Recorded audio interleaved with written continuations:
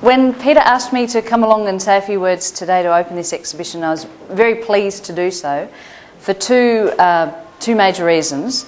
Firstly, I think because of the quality of the art, and maybe I don't need to say too much on this because it speaks for itself. It's just outstanding. So yeah, I think I'll let the art speak for itself. But also, and perhaps equally significantly, particularly seeing as I'm from the Embassy, I think that this exhibition and exhibitions like this are very important in terms of deepening the appreciation and understanding that people in Europe have for Aboriginal culture and obviously Indigenous painting in particular. And this is something which Peter and others have worked for many years to achieve, and I think with a lot of success. And exhibitions like this one, of course, contribute very much to that process. And they demonstrate that Australians like Emily Kinwarrior and Ada Bird and their art is not just an ethnological curiosity. It's not a quaint cultural artefact that should be in a museum. But this art is an expression of a living culture, of living individuals, of modern individuals and modern artists, which, although it's very much rooted in a deep spirituality and an ancient spirituality, which I think is really demonstrated by the art, it also communicates messages about contemporary life in Australia, and I think it's also got a lot of personality and a lot of skill. So yeah, on behalf of the Australian Embassy, I really hope you enjoy these paintings and this exhibition, and I hope that you appreciate both its beauty and also its significance. So, welcome.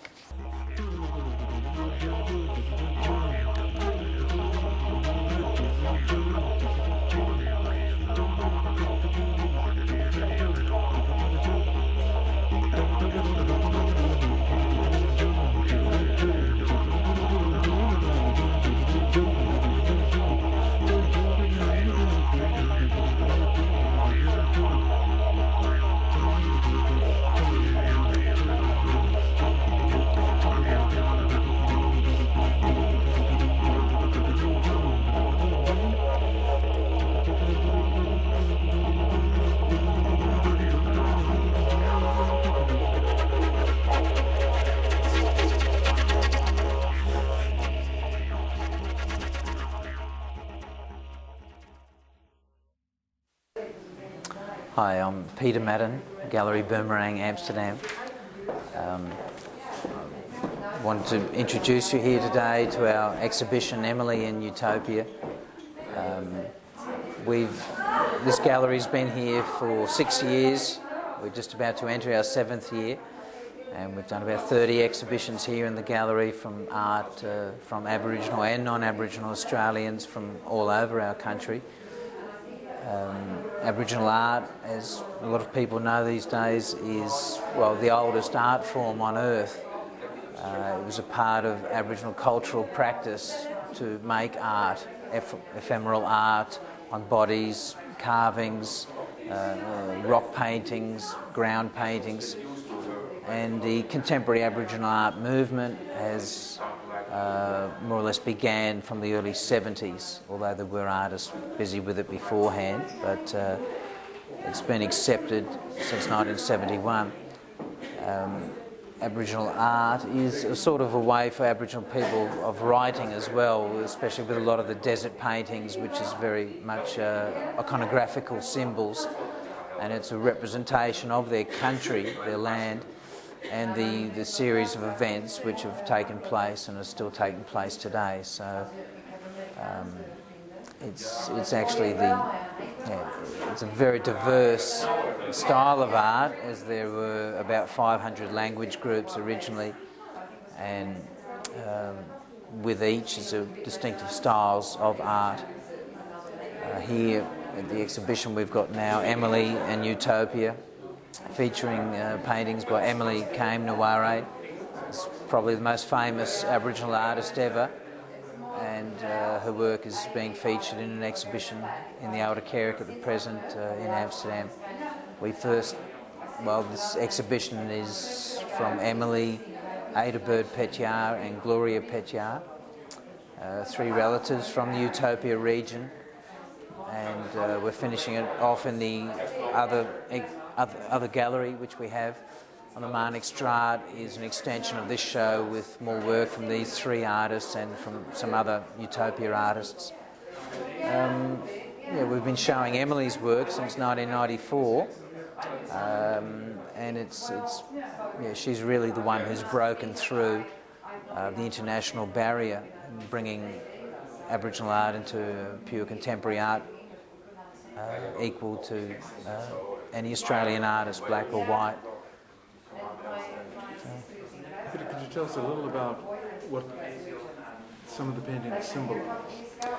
Right, well these ones behind me here, the Munyaroo seed, one of the desert seeds, very popular food of the emu, is a representation of the Munyaroo seed.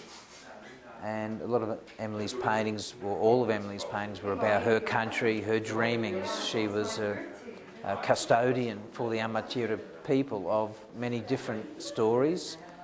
Emily had the emu, the Munyaroo seed, yam, sweet wild orange, and about another 4 or 5 dreamings which she was actually in charge of, which meant that she would have to know the paintings, body painting designs, the stories, the songs of all those different items, part of their culture. So yeah, she was a very important traditional woman in that way. Yeah, she was a particularly amazing Aboriginal artist, Emily, just beginning her painting career in her late 80s, or late 70s I should say, and painting the last 7 or 8 years of her life quite frantically in fact, and virtually every day painting. And she's left behind a very large oeuvre of work, about 3,000 to 4,000 paintings, covering her different styles, which was what she's really well known for, is changing her styles every year or so.